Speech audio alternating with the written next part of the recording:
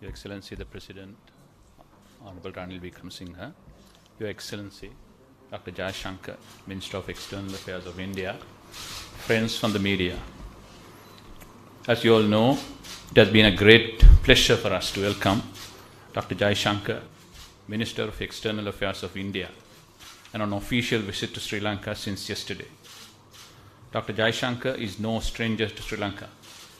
He was posted as a young diplomat in Colombo from 1988 to 1990, and most recently visited Sri Lanka last year in his capacity as the Minister of External Affairs when Sri Lanka hosted BIMSTEC ministerial meeting.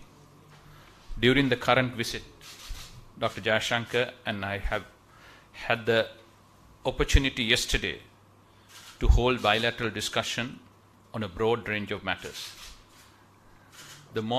This morning, Dr. Jaishankar called on His Excellency President Ranil Wickremesinghe the most serious economic crisis we have ever experienced. It is no exaggeration to say that it was for the most part due to the enormous support amounting to $4 billion worth of credit line provided by India for the import of essential goods as well as other in-kind humanitarian assistance that we were able to regain some measure of economic and financial stability. For this, on behalf of the President Ranil Wickremesinghe and the government and the people of Sri Lanka, I convey our profound gratitude to Prime Minister Narendra Modi, the Indian government, to you, Dr. Jaishankar, and the people of India. It is against this background that Dr. Jaishankar visits take place at this crucial moment. We are all aware that Sri Lanka is at a decisive moment in discussion with the IMF. In order to place our economy on path of IMF-assisted recovery, we needed the timely assurances from our creditors. Once again, India has extended its hand in support of the first country to officially back our debt restructuring program by conveying financial assurances to the International Monetary Fund. Dr. Jaishankar, we are profoundly grateful to India for once again demonstrating your confidence in and solidarity with Sri Lanka. On the areas of bilateral cooperation, a number of important initiatives were concluded in the presence of His Excellency here at the Presidential Secretariat this morning. This includes signing off an MOU on Indian grant assistance for implementation of high-impact community development projects, which mainly focuses on socio-economic development infrastructure in education, health, and community development sectors. Minister Jaishankar also participated in 3 virtual inauguration ceremonies. One was to hand over the Kandyan Dancing Academy under the Sri Dalada Maligawa Heritage Project. The second was to hand over 24 houses each in Anuradhapura and Badulla district under the Model Housing Village project. And the third virtual opening was to hand over 300 houses under Phase 3 of Indian Housing Project, 100 houses in each in Kandy, Nuwara and Galle district. In addition to the above, during our bilateral discussion, we have explored the possibilities of further collaboration in the coming years as Sri Lanka hopes to recover and grow. The long-standing bilateral relationship between Sri Lanka and India are based on cultural and historical links, shared values, and growing economic connection. It is widely accepted that India will be soon, or otherwise already is one of the largest and fastest growing economies. India's largest source of tourists to Sri Lanka. We believe that India's growth will be beneficial to the region as well as to Sri Lanka. For its part, Sri Lanka is confident to recover from the current crisis with the goodwill and partnership of India for mutual benefit. We are watching India's economic success and international prestige with great admiration. India has recently taken over the chairmanship of G20. We have noticed with respect also the intellectual impetus in favor of the global south that Prime Minister Modi and yourself, Dr. Jaishankar, personally have infused into the international agendas.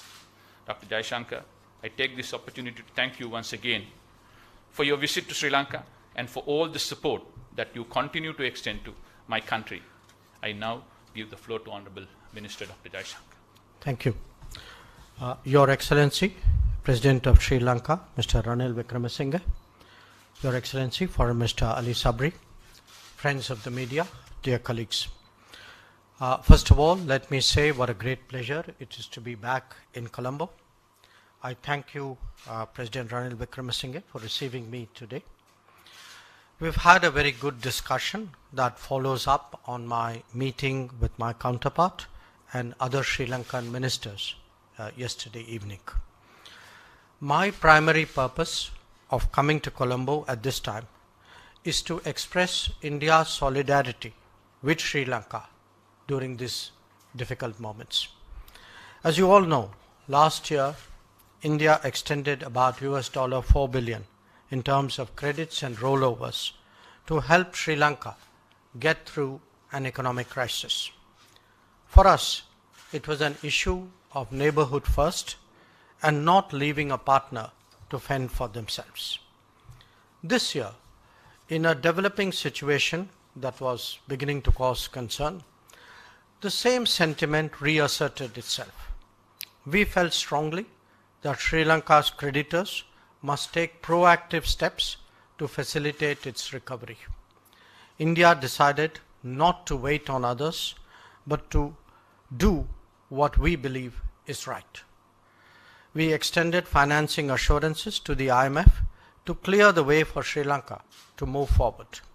Our expectation is that this will not only strengthen Sri Lanka's position, but ensure that all bilateral creditors are dealt with equally. While doing that, we also know that Sri Lanka's pathway is one of a strong economic recovery propelled by greater investments. Here too, I have a clear message that I will be sharing with the business community. India will encourage greater investments in the Sri Lankan economy, especially in core areas like energy, tourism, and infrastructure. We count on the government of Sri Lanka to provide a more business-friendly environment to create a powerful pull factor. I'm confident that the gravity of the situation is realized by policymakers here. Energy security is today one of Sri Lanka's most serious challenges. A search for solutions must necessarily encompass the larger region. Only then will Sri Lanka get the full benefit of scale. This country has enormous renewable energy potential that can become a sustainable source of revenue. It has the capability as well for Trincomalee to emerge as an energy hub. In its support for Sri Lanka, India is prepared to be a reliable partner on such initiatives. We have today agreed in principle on a renewable energy framework that would take this cooperation forward. Tourism is the lifeblood of the Sri Lankan economy. I note that Indian tourists are expressing their positive sentiments for Sri Lanka in a very, very practical manner by coming here. But there are many more steps we can take to make this sustainable. Strengthening connectivity and promoting travel is therefore a very high priority for all of us. Definitely, encouraging Indian tourists to make RuPay payments and utilize the UPI would be most helpful in this regard. In a turbulent world, it is essential that India and Sri Lanka steady their trade. The use of rupee settlement for trade is obviously in our mutual interest. Friends, India has always supported both the political and economic stability of Sri Lanka. The President briefed me on the question of political devolution and his thinking. I shared with him our considered view that the full implementation of the 13th Amendment and early conduct of provincial elections are critical in this regard. Durable efforts towards reconciliation are in the interests of all sections in Sri Lanka. I also spoke of the need to pay special attention to the requirements of the Indian origin Tamil community. I handed over Prime Minister Narendra Modi's invitation to President Ranil Wickremesinghe to visit India at an early date to discuss how our partnership can facilitate Sri Lanka's strong recovery. I once again thank the President for receiving me.